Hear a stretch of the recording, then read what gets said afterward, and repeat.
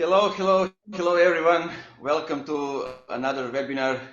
I hope you can see us, hear us. Just write in the chat if you can see us, if you can hear us, and also write us where are you coming from, what do you do in life. Let's get to know each other before we start.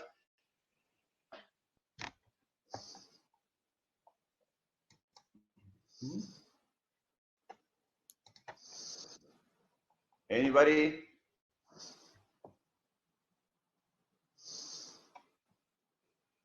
Okay, Milica is typing so people can actually see us. If you are having some trouble with the stream, we are also live on Facebook, Funky Marketing Facebook page, so you can also watch there. My guest today is Mladen Stojak. Mladen is coming from Ciklopea, right? So I won't introduce myself now. I will do it a bit later. Good morning, Milica. Greetings from Frankfurt. Oh, we are in Novi Sad in Zagreb. So, Mladen, can you please introduce yourself and tell us a little bit about yourself? Hello, everyone. I hope that you can hear me well, and then you can see me well as well. As Nemanja said, my name is Mladen Stojak, and I'm part of management board of Ciklopea, translation and localization company, headquartered in Zagreb, Croatia. What else to say?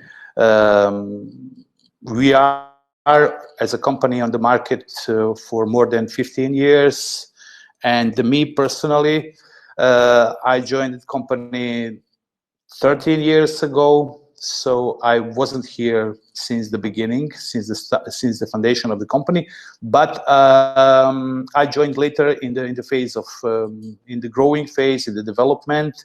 Since my background is in technology and business, I helped the founder of the company with the business development and the growth of the company. If you want me to say anything else as an intro, just let me know, Nemanja. Yeah, just tell us a little bit about yourself outside of the work, just for the start. What do you like to do outside of the work? For the last 8 years, I'm mainly focused on my fatherhood. I'm so-called active father. I'm trying to spend as much time as possible with my kids. In addition to that, I like sports. I like outdoor activities, hiking.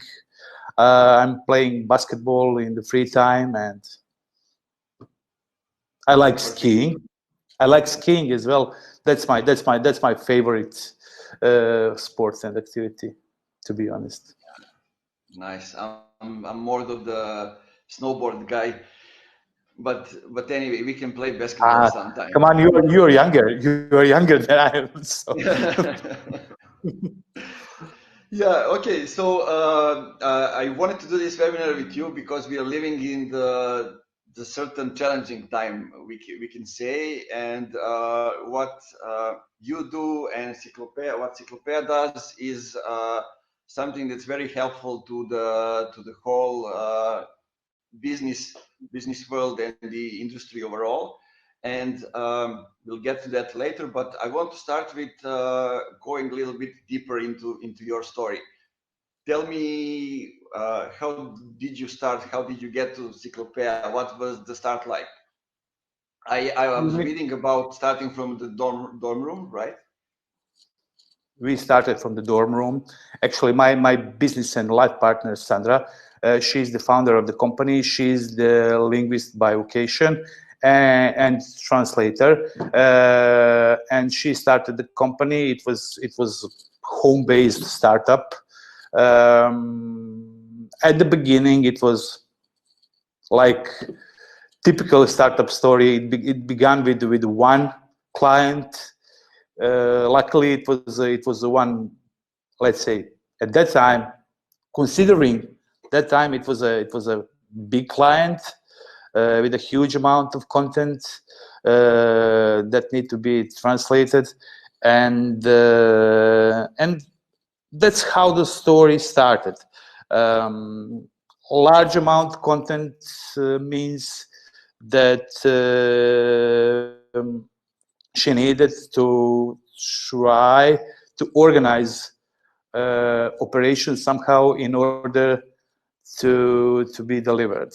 That's the root cause. That's the beginning. And in order to be delivered, she needed to hire some additional people. And at the beginning, since the beginning, she started to use technology, translation technology. That's how the story began. Yeah, that's great. Since I was living in Pirot, in small city, and I worked a lot with language schools. Not only in Pirot, but here in Novi Sad. When I worked in default design, we worked with, I think, with all of the language schools in Serbia and even wider. So I'm seeing that not that many people are using actually technology when it comes to translation. At least some of you who are on like in the top of the market, you are using it, and you are actually making the way for the others to go over there. So from the start, you want to say something? Those two segments are very hard to compare because they are very different. Comparing language schools and the general approach to language from the linguistical point of view is not comparable to industrial approach, which we do, since our approach is mainly related to industrial translations and to localization of structured documentation in a structured way, in a way that requires certain processes and procedures that need to be followed. That's the basic difference. There is no place for there is always room for improvisation, but in this sense, there are certain procedures, rules that needs to be followed. Yeah, exactly. And tell me, how did it go from the start? You got one employee, then you start growing as the projects become bigger, or you got more clients, and how did you come up with the structure of the company from the beginning and up until sometimes in the future? Let me think about that. Since we are on the market for more than 15 years, I have to think about it. I'm just kidding. So it was just one employee at the beginning, and it was Sandra.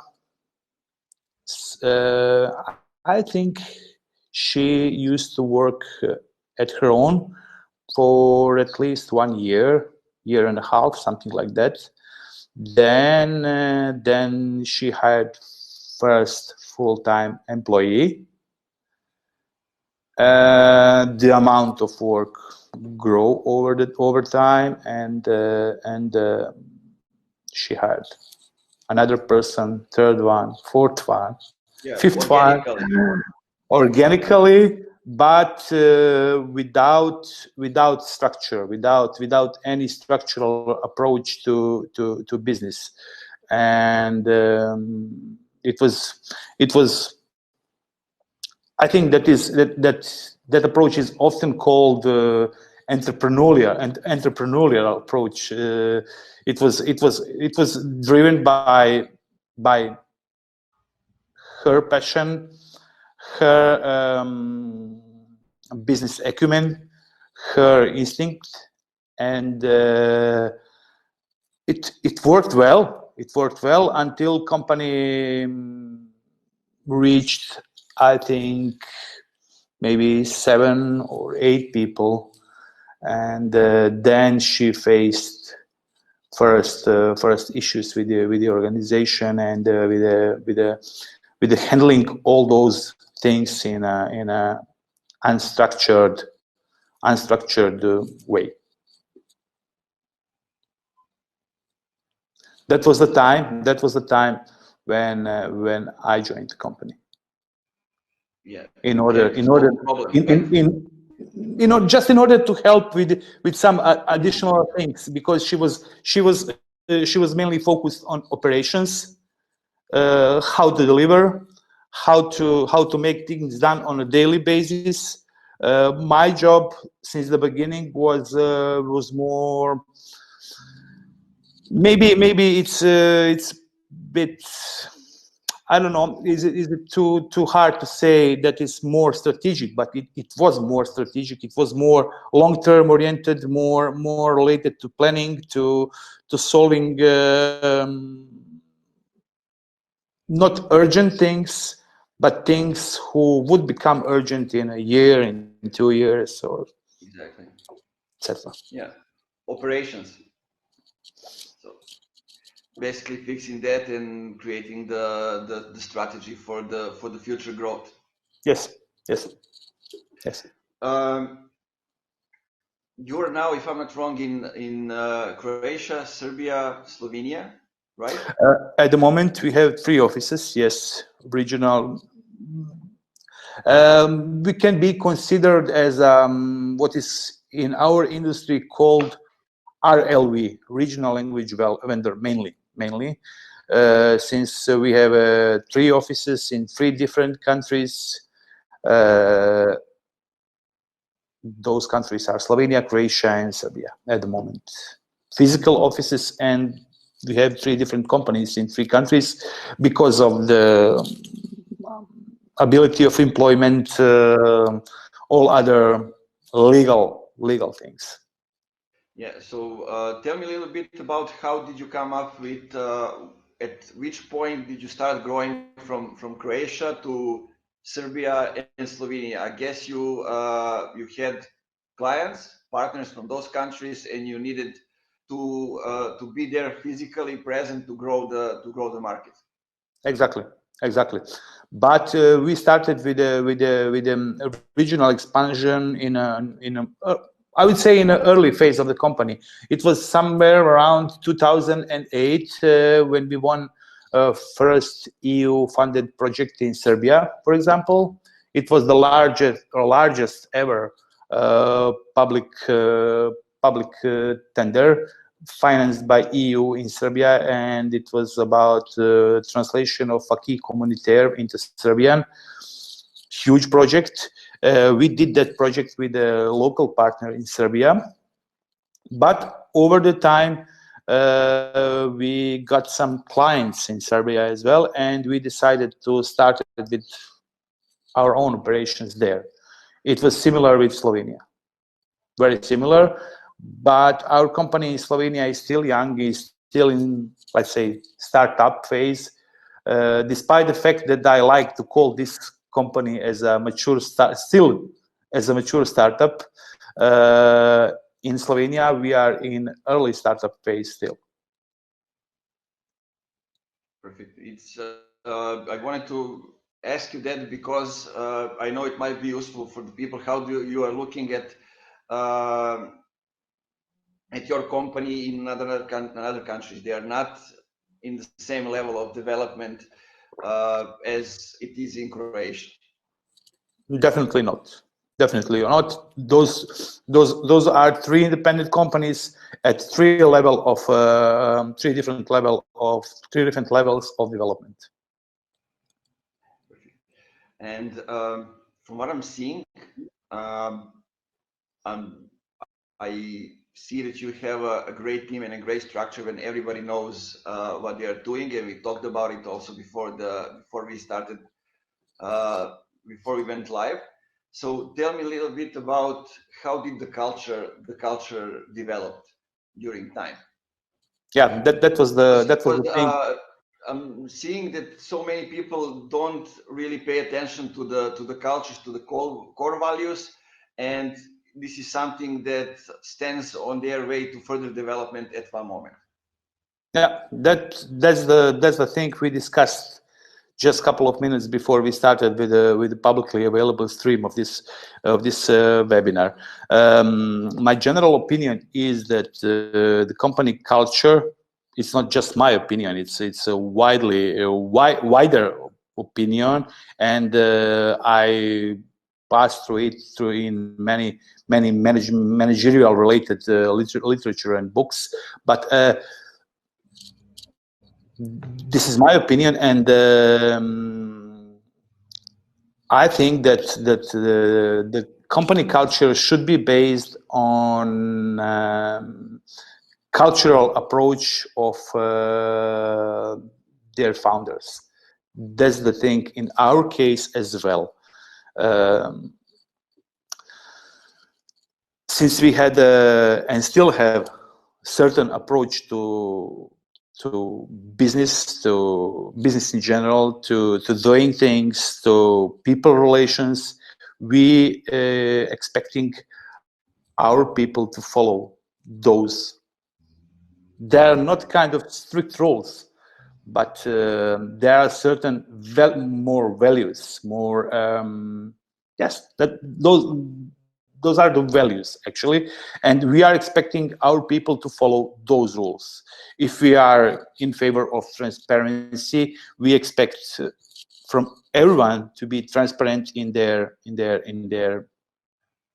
approach to business. So that's how we do that. Yeah, I mean, if you as a decision makers can do it, you of course you expect everybody to follow up and do. And I agree. It all starts with It is actually so-called management by example. That's what we are trying to achieve. Not always successfully, but in most cases, yes. Yeah, and then you know your story, you know your tagline, you know what you are all about, and when you know that, it's just about communicating it to the team members so they can find their place inside your whole story as a company. Yes, I agree. I agree with you. Okay, let's go a little bit about what are those things that you actually do. I mean, localization is not something that people talk about.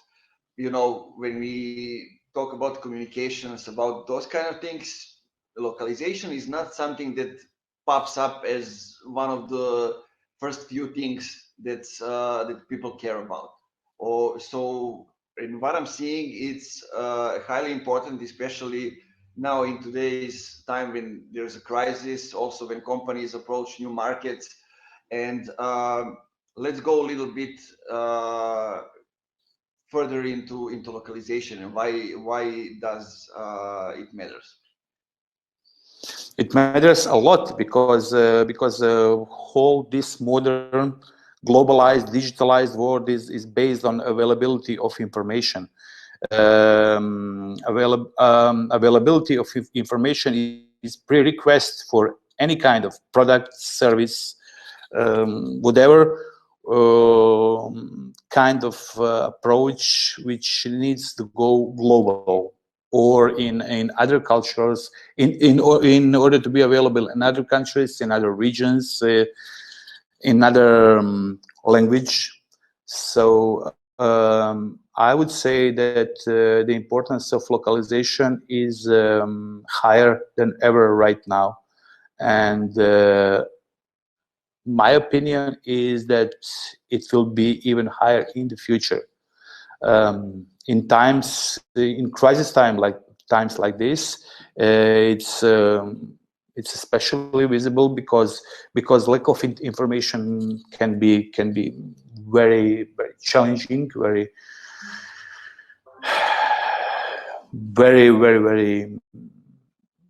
difficult.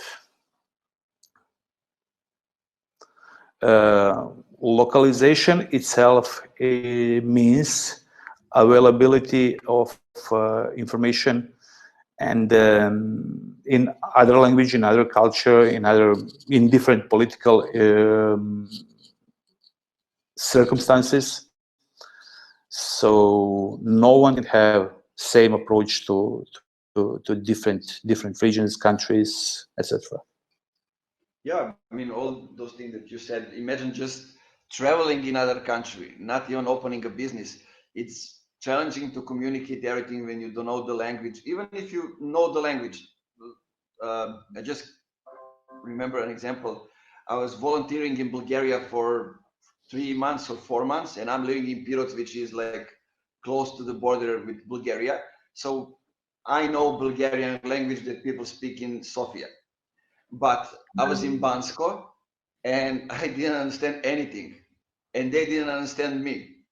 So, and here I am. I thought I know how to speak Bulgarian.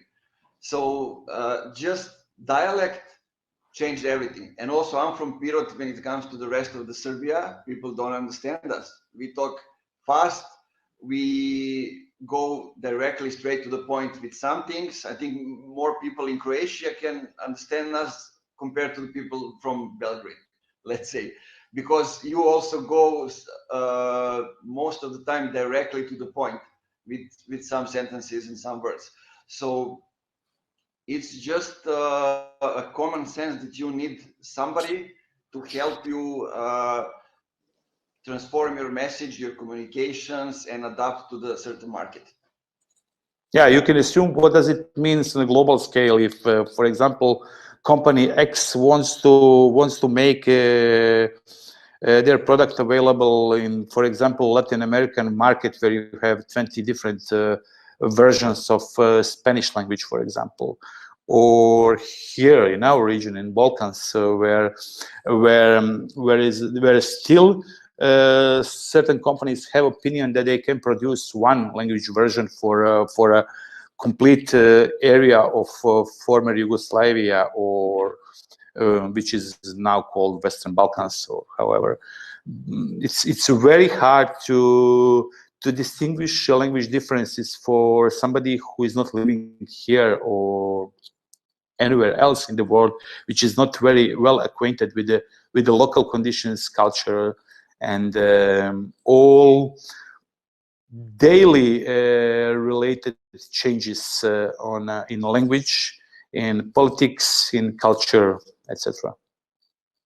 This is especially important in localization, and that's why smart companies always use local resources who are current with the changes in language, in culture, in politics, in overall life conditions. Yeah. Not to mention technological changes and everything else which can be driven by technological changes. Yeah, exactly. I think those changes are coming really fast, and that's why it's important to have a reliable partner, let's say, that can help with all those changes that are coming. I just want to invite all the people who are watching us to ask questions in the chat. Feel free to ask us anything. We'll try to answer everything that we can answer.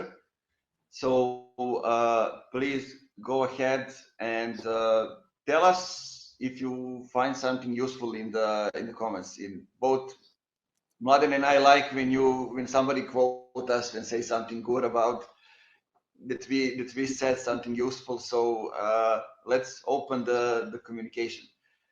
Meanwhile, I want to go into since I wasn't familiar with the topic that much about translation and how things are going, but I know that people are very important when it comes to localization, translation industry, and you need to have the right people as the right assets, resources, and to also to be able to have them work in a structured way, so that they feel valuable.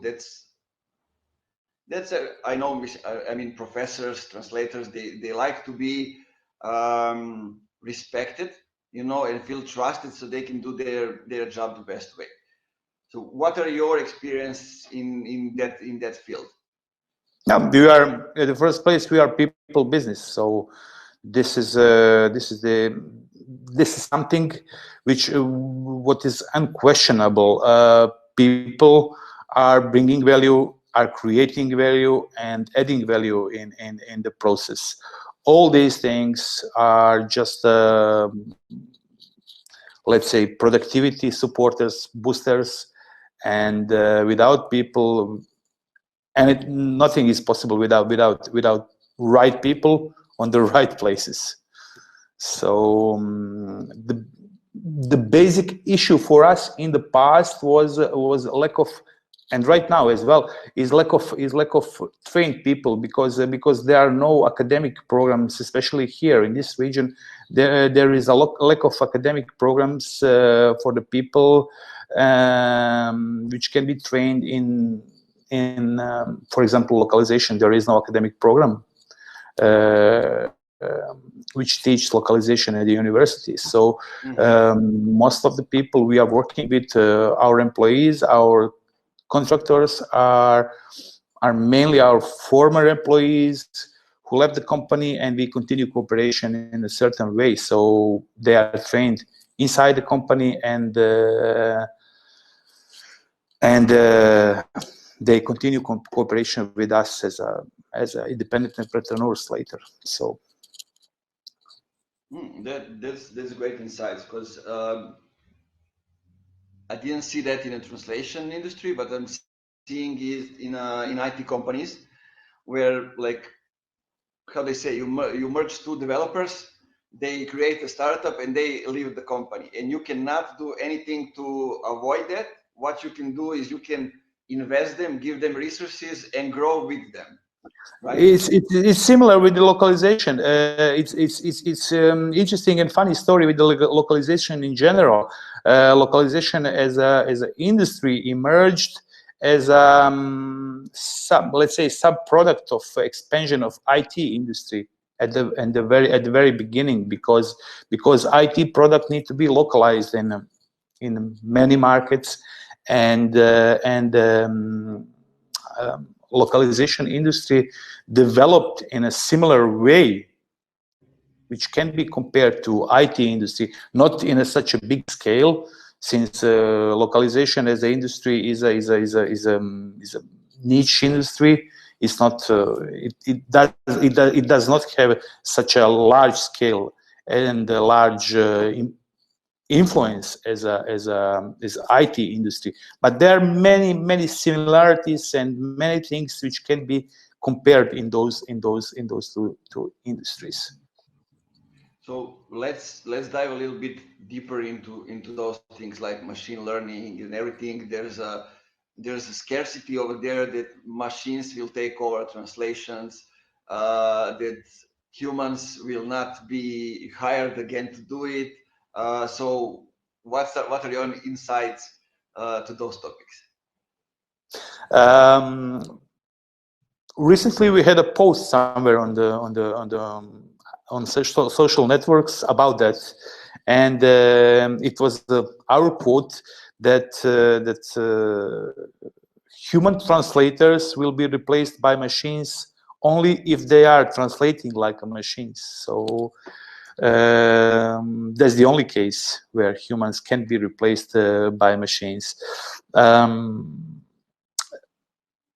When we are talking about AI and all other technology related things, I like to start the story from the very beginning, and the story started more than 35 years ago with the advent of Trados, first CAT tool, computer assisted translation tool, and it was later on all industry vertical has been established on the foundations of that innovation. And actually, that innovation was based on a statistical algorithm, which makes it possible to create databases of segments, which can be considered more or less as sentences. And the algorithm was able to recognize repetitions within the text, and that's how all the story started. That was the beginning of what we now call digital transformation in whole world, especially in business right now. And this industry, localization industry, pioneered actually that concept. It was a very, I know that from my experience that when everywhere in the world was normal for people to work with CAD tools, here in this region, it was very hard to convince people to start working with CAD tools, because they, especially older generation of translators, they were worried that somebody else will take over their job, and they will lose their jobs, and etc. And things somehow changed over time. CAD technologies have become mainstream, and that's what I'm thinking. That's what I think will happen with AI as well. It's just another technology. It's just another productivity booster. It won't replace humans at all, especially because most of these technologies still don't have such a high level of maturity in terms of final products. They are still in, let's say, not in a development phase, but they still they are still not in, let's say, they don't have a maturity of a commercial product. There is no on-shelf product which you can buy, put it somewhere, plug it into something, and expect that it will work. It doesn't exist. It still doesn't exist, and it's very questionable how it will work in the future, because we will need people with certain competencies who are able to adopt those engines, to integrate them with some other pieces of technology in order to make it available for a production. That's the current stage. That's current stage of development, and that's how it will work in the future. Again, it will be very similar to IT, because in IT there are companies which can be, and which declare themselves as integrators. So they integrate different pieces of technology in a final solution, in a final product which works for a certain purpose. I mean, it will definitely make human more productive. Yes, and technology will require humans to shift a little bit, to develop additional set of competencies in order to be able to adopt to those changes. They need to be fully digital, but they still has to be linguists. Yeah, they need to know all the those language. things related to algorithms, to data, cannot work well without human, with linguistic competencies. At least somebody should have to press a button and to say, this is okay, this is not okay. Exactly my experience. We've been testing text generated tool. Guy from how do you say now? Not Netherlands or Holland. I don't remember what's the name now. But anyway, we've been testing some tool which can be used for ads, for marketing, for promotional purposes. And he created few variables of each where, I don't know, you type a question or something like that and you get generated text. It's okay. It has a certain swag, like it can be funny, it can be sarcastic, but it still needs a human to go over it and to reject some things which are not connected to the topic, those kind of things. It still has a lot of development to do to make it available for production. Definitely, but large development steps have already been done, and the technology evolved a lot, especially during the last 3 to 4 years with the advent of neural algorithm, and everything actually started with the application of neural networks technology in linguistics. So things have changed a lot. Things have improved a lot, but without humans, it's not possible to do any kind of complex documentation, especially documentation in certain industries like life science, it is easy to do some kind of things which are more structured, like guidelines, guidelines, and things related to products which have structured way of language. Wherever you have high level of complexity, it's not possible to do that without humans. Yeah, well said. Well said. Okay, I'm seeing that people are not asking questions. Are you shy, guys? Like, maybe we are boring. maybe we are boring. Anna, Andrea, Bojan, Boris, Ivana, Milica, Milos, Voislav, any questions?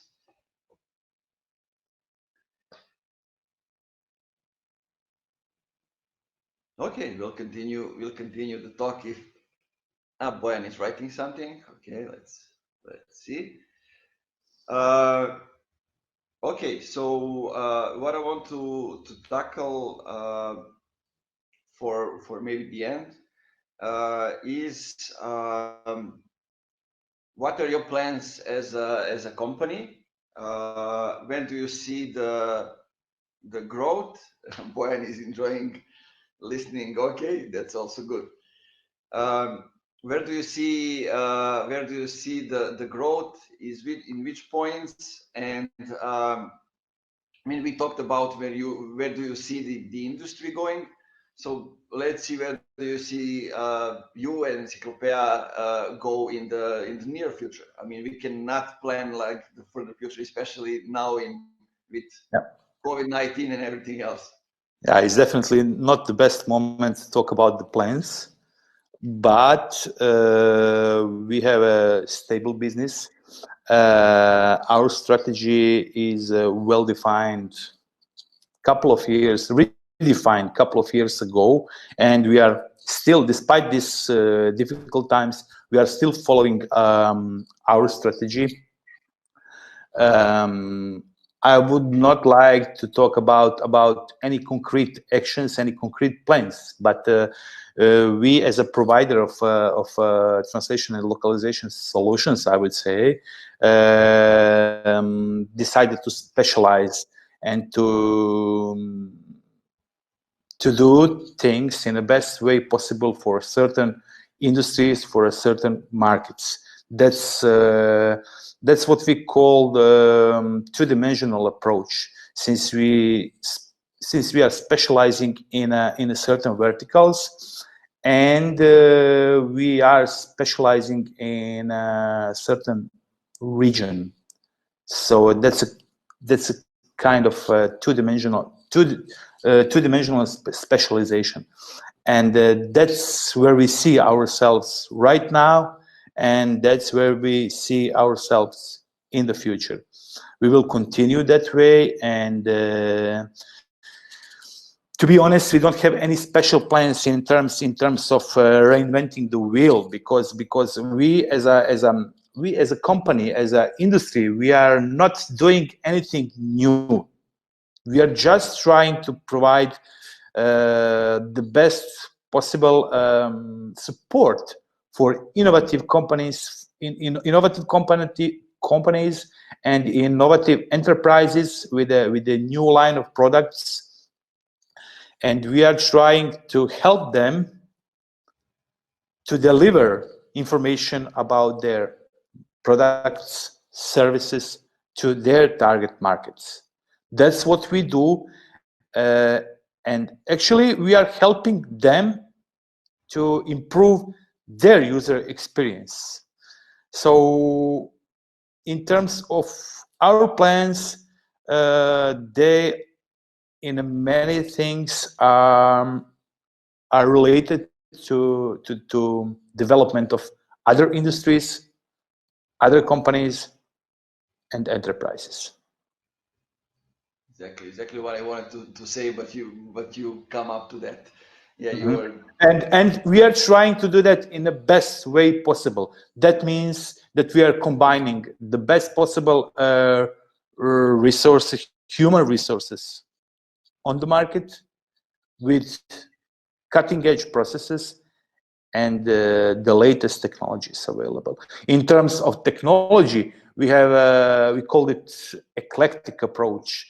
That means more proactive approach. We are not sitting and waiting for something to happen. We are actively monitoring technology providers, what they are doing. We are monitoring their efforts, their products. We are analyze their products. We are always trying to select the best possible technology, pair that with a optimal process, and accompany that with the best possible human resources in order to deliver the biggest value to our clients and customers. That's what we do. That's our approach. That's not secret. Everybody can try to do that, but it's not so easy. It takes at least 10 years to learn some things and to try to implement them in a real world. Yeah, you mentioned one thing. It's having the best people. I think it's important, and that we forget also second thing that you mentioned, being eclectic and knowing the technology, knowing the industries and everything. I mean, to be able to do what you do on that level, you need to go deep into those things. So you need to know the industry in details, so you can actually implement the best service, right? Yeah, that requires certain period to learn. It's a very long learning curve that should have to be passed in order to be able to provide and to do things which we are doing at the moment. So takes time, and it's easy to say, you know. It's hard to be. It's very easy to become successful overnight if you work hard 10 years before that, if you prepare yourself for 10 years before that. So that's our approach in general. I don't want to dig deeper into the details, because I don't think it makes sense in such a way of conversation. But those are our, let's say, general. This is our general approach to business and how we make the things done in best possible way for our clients, customers, and other stakeholders as well, for our employees, for our suppliers, vendors, partners, etc. Yeah, I think that thing behind you on the wall also says the same thing that you were saying. So yeah, other people are also seeing it. Okay, guys, if you have any questions, drop us in the comments or tell us. Did you like the conversation? Did you find any value in it? Give us some feedback for the end. Or do I need to say names again?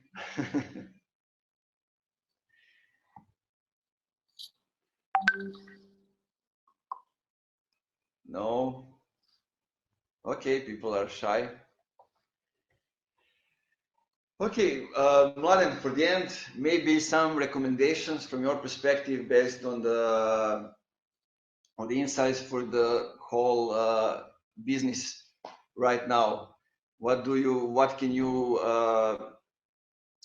like recommend, suggest You to mean you other mean people? you mean for a business community in general? Yeah, in general. Um, yes, I have some thoughts about that. Recently, I made the post on LinkedIn about that, related to things that have changed during the last month and a half, something like that. Because just month and a half ago, we didn't think that all this what happened is possible, and now we can see that many things can be done in a different way. And that's our experience from this industry, which can help people right now in many other industries, because I'm repeating that over and over again, that we have passed, that we have started the digital transformation as an industry 35 years ago. It is still going on, but we started that. And right now we can see many businesses, they're changing their approach to how they deliver their services, products, how they approach market in a different way. The things we thought that aren't possible a month ago, now they are possible.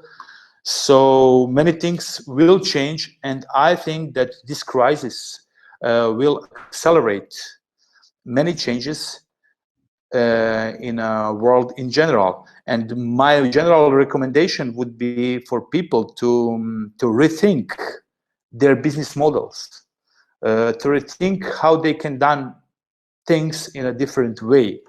There are always possibilities. There are always new some areas for improvement, or to completely rethink their models, to do the same thing, to deliver the same value, maybe in a different way. But there is no time to complain. They need to act quickly, and maybe they have learned from other industries. That's my general opinion. For example, here in Zagreb, we had a COVID crisis, and on the top of that, we had a very serious earthquake. Despite all these facts, we continued our operation without any interruptions. That's because we learned how to do things different. That's because we adopted remote working as a normal 10 years ago.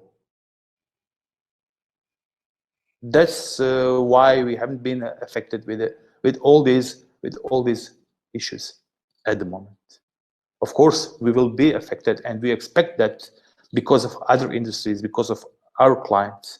But I don't like to see people complaining without trying to rethink and redefine their business models, and to redefine how they deliver value. I'm not sure that I give the right answer. Yeah, for me, it's a great one.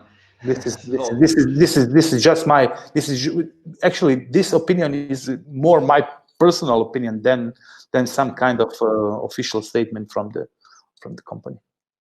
Of course.